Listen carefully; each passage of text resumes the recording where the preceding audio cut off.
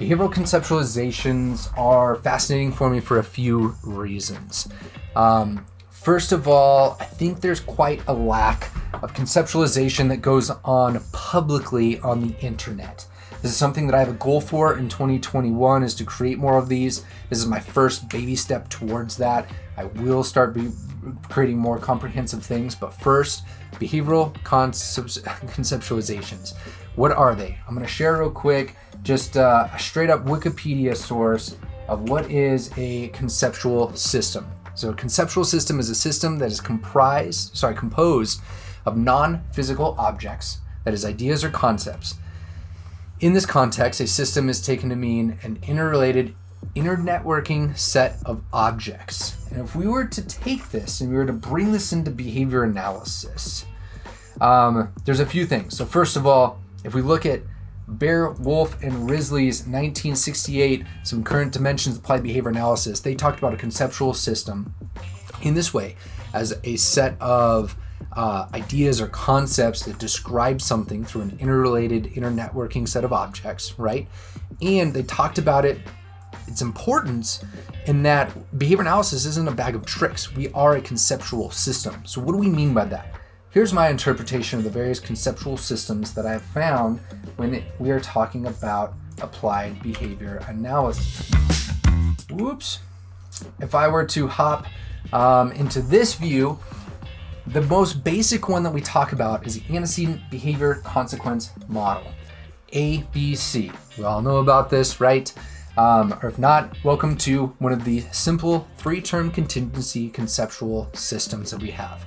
So what we say is there's an antecedent, some sort of environmental stimulus that influence behavior, things that we do, that could be think, feel, overt actions, everything an organism does, and then consequences, the stimulus that actually follows our behavior almost immediately, like usually within like really close temporal contiguity, that alters our behavior. This can be reinforcing consequences, things that we do more of or maintain. This could be punishing consequences, things that we do less because there was some sort of aversive consequence that followed. It could be a whole lot of things. It could be that we don't receive any reinforcement, that behavior is extinguished. There's a lot that happens on this consequence side. Now, this conceptual system, this ABC model, I still have to teach. I'm not a big fan of it. And the reason being is that it's very mechanistic, it's very linear. What we're doing is we're saying that there is just a very fine set of things that influence behavior. So first of all, that would be an antecedent, right? We identify that A, and then boom, it triggers the B, and boom, it triggers the C. It's almost like if you find one, they all happen. It's a kind of thinking that happens when you have a very linear model of 1, 2, 3 that's set up here. However, if you were to switch over to something such as, if we were to take what our boy Skinner said, is that, I actually messed this up. Where are we at here? Here we go. My apologies. If we were to look at this, we realized at some point in the 70s, 60s, 70s, 80s, that we needed to have a new conceptual system, what are the words that I'm looking for? Rewind.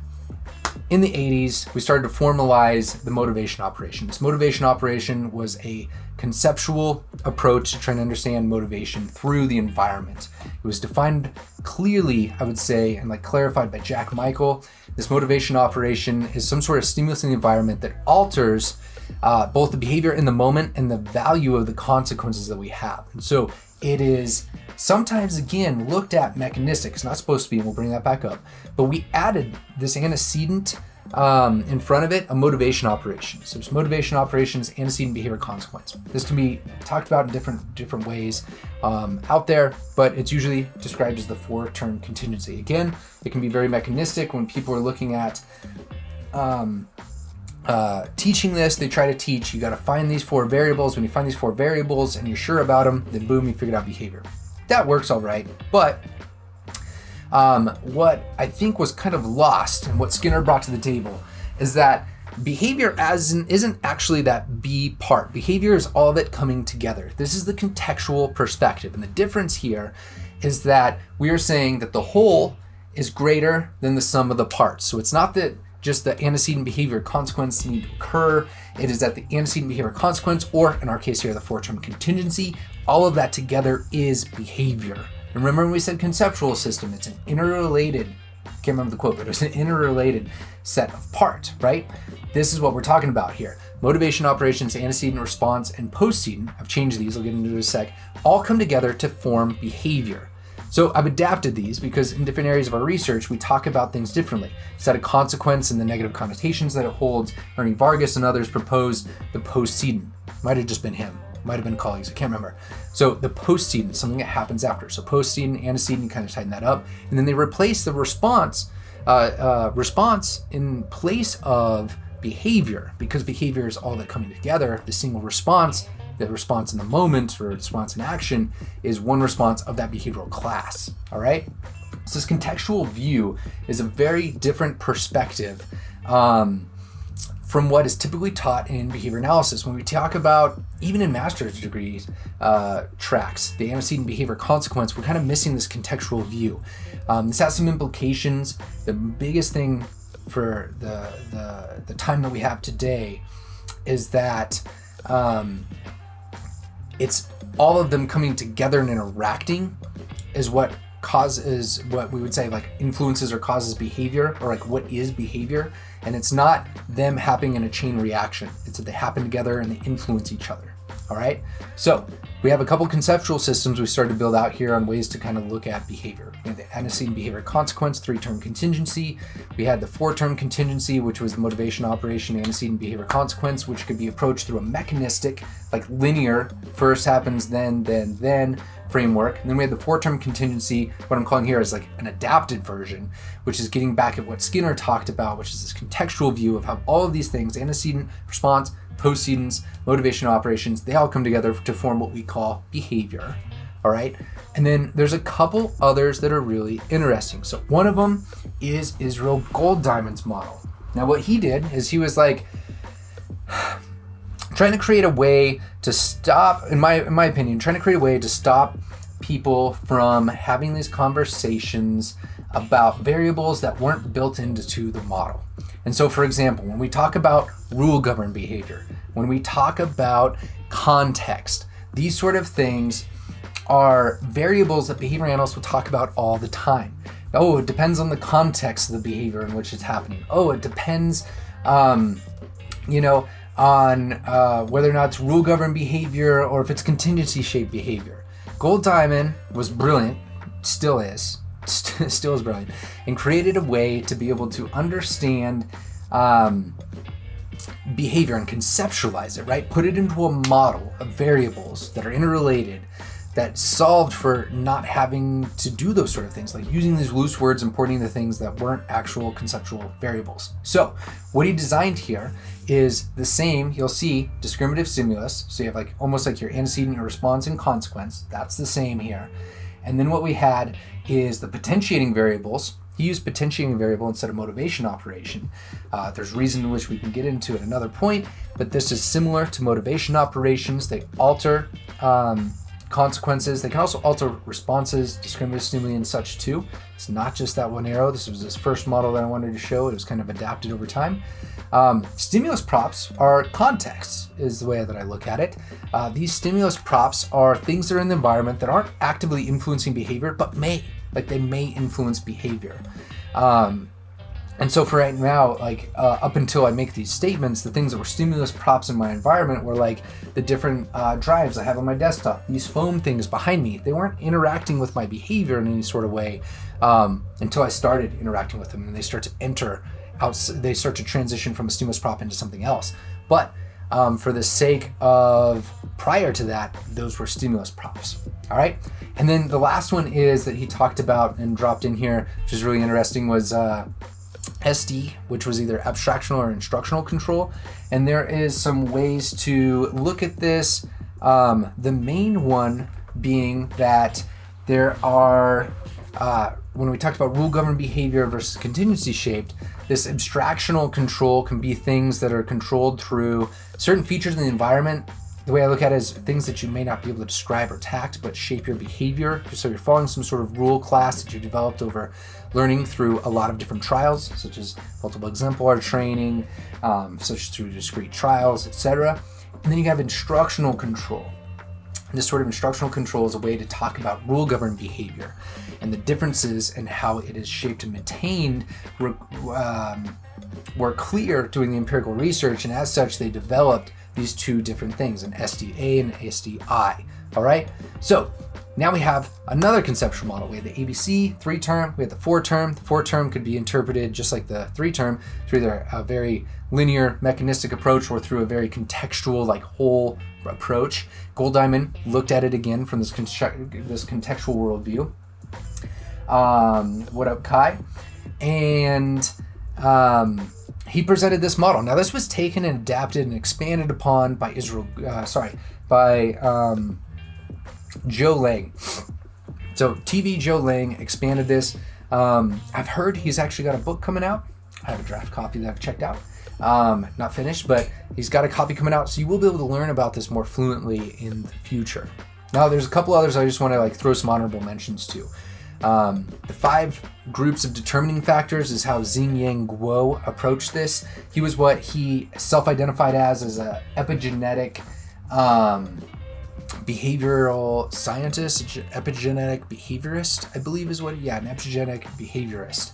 And for epigenetic, he was really interested in studying how things come to change within the lifetime of an organism. So epi, I believe, means like on the gene. When you say epigenetics, it's how our environment and our interaction with the environment can start to alter the expression of our genes throughout our lifetime, which prior to his research and other thinking like this, it was thought your genetics code for certain types of behaviors and the environment influences to a certain degree. What him and a lot of others have since shown is that the environment can actually alter the expression and the ways in which your genes affect your behavior, and it all kind of mixes together. It's a fascinating area. He was literally researching this decades before this was a mainstream thing, and he determined a few different areas that were really important. Now, he didn't tighten it up in a conceptual model. Same. Epigenetics is unreal. ACEs, I don't know what ACEs is, if you can explain that to me. And Truth Teller, I totally agree with you on ABA is applicable to any area that essentially requires problem solving, 100%. As long as a human's involved, I guess, which I think is also a default, like there has to be a human involved. This is definitely not on the task list for the Behavioral Analyst Certification Board. Now, understanding and using conceptual systems probably is somewhere, but not this specific thing. ACEs, I have heard of ACEs. Thank you, Kai. Okay, so for Guo, he didn't organize it in a model in which I think was useful for practitioners to be able to plug in factors like we've seen in these other models, but he did describe it in a really interesting way, I think, for researchers, and started to develop a way to look at this. Now, the first one is morphological factors. Morphological factors, we can think about if I was a bird, I would be able to flap my arms, I'd be able to fly away, right? I could go fly and soar. That would be amazing, by the way. However, if I was, since I'm a human, when I do this, I don't actually go anywhere. I do not have the set of morphological factors that allow me to engage in certain types of behavior, all right? Just like a bird doesn't have certain morphological factors to be able to walk like I do, etc. You can find these all over if you compare different species. These morphological factors were one in which he brought attention to. And I think it's super important, right? Like, are you actually equipped biologically to be able to engage in certain types of behaviors or not? Things we haven't seen in the other models, right? The next one, biophysical and biochemical factors. I don't even pretend to understand what it is that goes on at these levels. This is not an area of my expertise. Is not an area that I don't think I will ever embark upon. Not that it's not valuable or interesting, or it's not that it's not valuable and important. It's just not super interesting to me to know the details of that. However, he walked out how biochemical, biophysical factors are really important.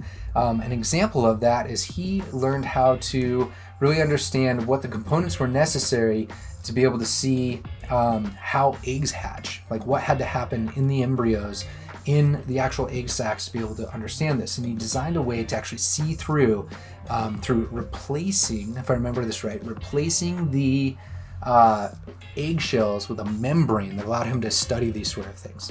Absolutely fascinating. So that was the second area. The next one, stimulating objects. Think about these as antecedents, consequences, all the things we've kind of talked about in the others. He just lumped them in as stimulating objects, these things in the environment. He also said your developmental history is really important, which we haven't seen this yet in the others, but we know as behavior analysts that these things are super important, right? We have to know about what the behavioral history is, and we point to history quite a bit as behavior analysts too. We say, have you checked the history? Like, what's in the learner's history? Can we get more information to understand that, right? So we see, again, another strength here of him adding something else that others didn't build into their conceptual model, at least on paper when they diagrammed it, right? Like we've seen with the others. And then developmental context. Again, context matters. One of the most important, sorry, not the most important, but I mean, it is pretty important, but one of the most interesting things that he had developed was a research study. Now, I'm going to asterisk this as well. Like, this was done in China during times in which dogfighting was socially appropriate and a thing that was done in that culture. What he designed was an experiment in which he would look at how the context affects behavior. So he would teach dogs to be kind, gentle, warming, like things that are pro-social behaviors with cats in home, but he taught the same dogs outside that if you were to run into a cat, that you attack them. I'll spare the gory details, but he was able to demonstrate that it's purely the context that would alter whether or not a cat was going to be attacked. So a cat inside could be taken outside. I'll let you imagine the rest. And he was just trying to highlight, because it wasn't in psychology at the time like this, just how important your context was to behavior. It wasn't just the environment, right? It was the context in which your behavior is occurring. So it's inside or outside could totally alter the relationship between the same cat and dog. If you want to check this out, Xing Guo, Epigenetic Behaviorism, hopefully it's online somewhere. If not, you can check out the book. Super interesting though. So that is what I've got. One more conceptual model, but I want to check in the chat real quick here. Truth teller, I like the professional problem solver, really interesting. I think that's the way I like to approach behavior analysis too. I help solve problems. Sometimes I'm using my behavior analysis skill set, sometimes I'm using other things. If anything, behavior analysis helped me develop like an empirical database decision framework and approach towards the world. Nice, these are super good. So what's up? We've got more people jumping on here. Where are you from? What are you doing? How's your day going? I'd love to know a little bit more.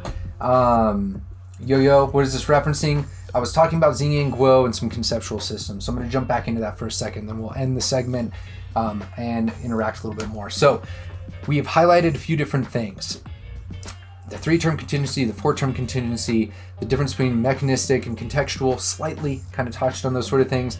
Gold Diamond's approach, the conceptual model, and then Guo's. The last one, I'm not going to get into a lot of detail here. I'm trying to find an expert that can like really dive into this, is the Cantorian interbehavioral approach. And I like this one. I value it. It's really interesting to me. I use it as much as I possibly can in my day-to-day when I'm thinking and operating.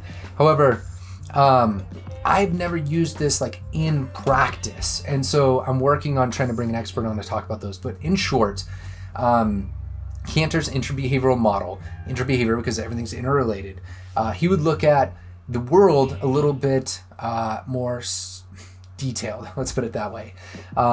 He talks about that there's these things and events that happen out in the real world. And scientists try to collect some crude data, look at these sort of things and synthesize them. They do this through investigating with these events. And as they do that, they start to get these constructs, these ways in which they describe the world that might turn into hypotheses, theories, laws, things that we've talked about when it comes to reinforcement, punishment, extinction, etc. But then what happens is if it goes too far past these constructs, it turns into this cultural kind of folklore, these traditions that can turn into pseudoscience, right? And so he's highlighting here, like, this is how things move, and sometimes they can be like really good practices in which They are found on scientific principles and constructions. However, oftentimes they go a little too far when they get into that cultural side. So they're kind of constantly trying to understand and kind of build natural events and an understanding. Now, he developed what was called this interbehavioral event field. So the event field has some similar things here.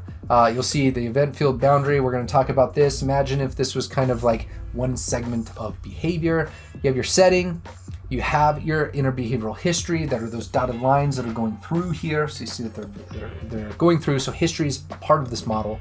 These setting factors are the different things in the environment that might evoke certain things based on the setting.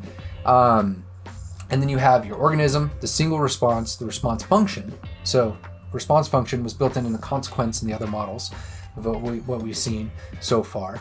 And then you have your stimulus object. It's a object itself. So like a phone is, has these formal properties, but it also has a function. It could be something that I can use to call or text or cover up the lens, all sort of things, right? So you break down like, hey, stimulus objects and stimulus functions. Make sure you keep those differently because they function differently for different people. We need to have a way to describe this. And this was what was built into a segment, the M, S, and E. I'm not going to get into today. But then there was preceding segments and other segments, and these segments just kept happening, just like contingencies would keep occurring and over and over and over again.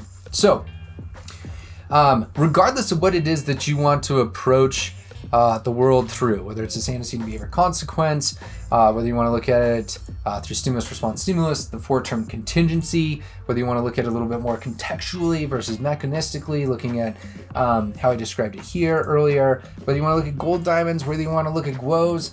I didn't even get into relational frame theory and how they start to approach and understand things in their model. Regardless of what that is, these are the various different conceptual models and things that I think are really lacking online. So as I had said, one of my goals this year is to start to show actual conceptualizations of what's going on in the world. Now, it might be a very simple explanation that makes sense for a single behavior that's occurring in like a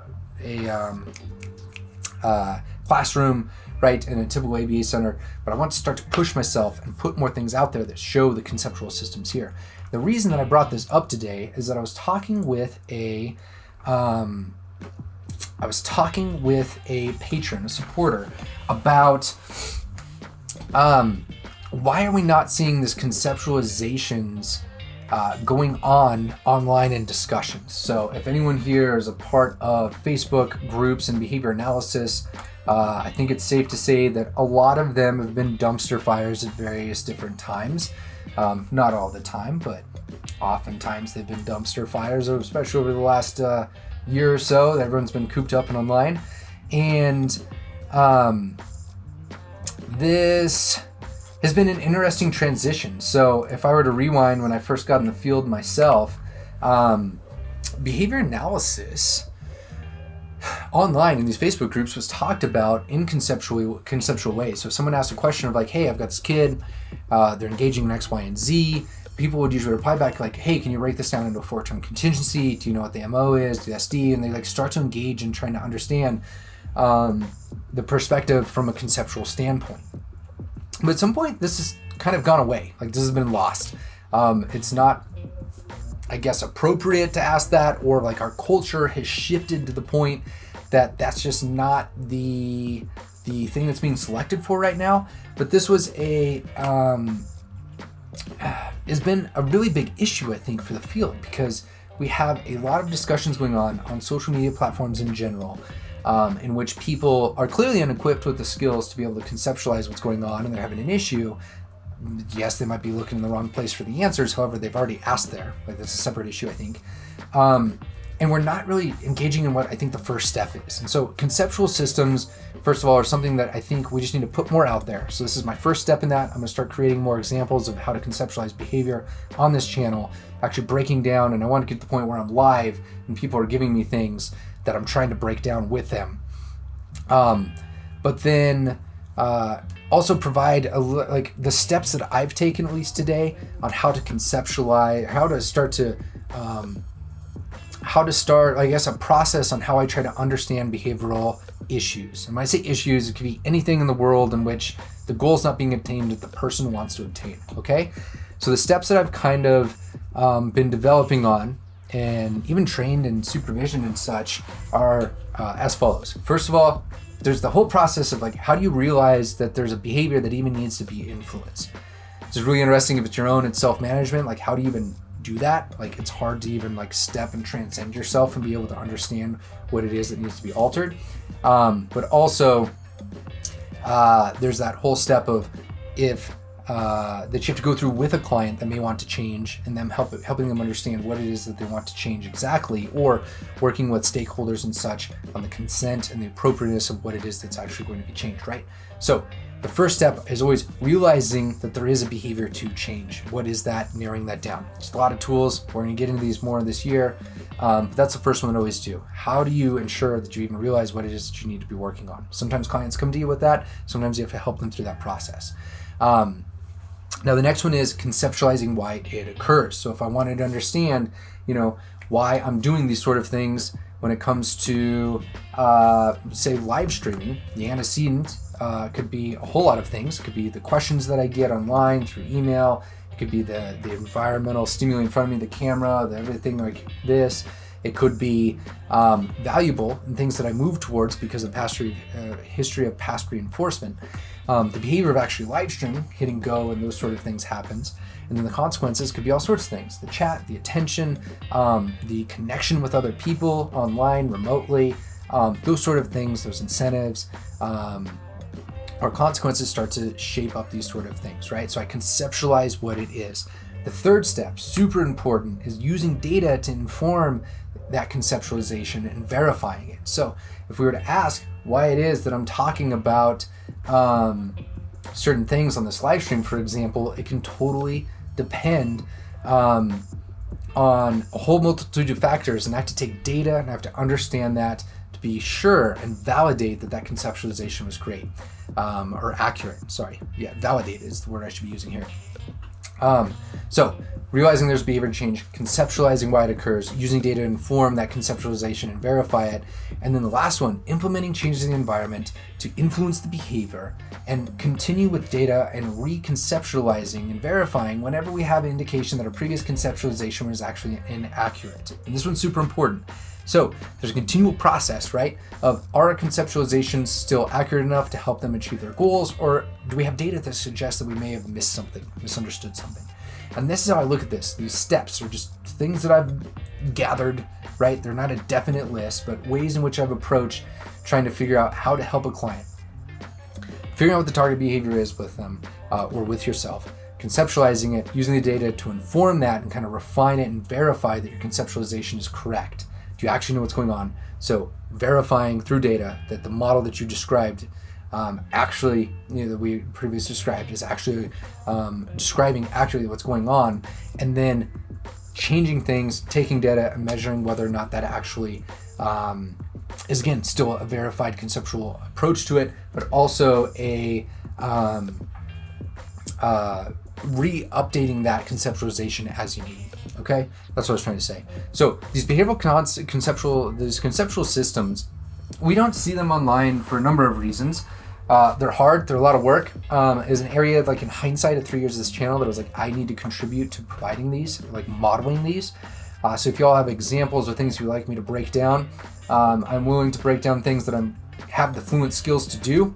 So when it comes to large, massive issues in the world, I don't know if I'll be able to get that far, but I'm glad for a challenge, and let me know what you think down below. I think why a lot of different, I guess this is kind of button it up. First of all, if you don't know about these, go check them out. I hope you learned something. But also, I think this is why we see a lot of disagreements online. There's not a active culture of using our conceptual systems to describe things. So there's a lot of uncertainty, a lot of unclear statements that are being made. And if we'd used our conceptual systems that have been there the whole time, it'd be a little bit easier to get feedback, to have a discussion, and these sort of things. So I encourage you, next time you're talking with somebody, to also model using these conceptual systems if it's necessary to really describe what's going on. That's not saying like which one you need to use, but please, let's all do this.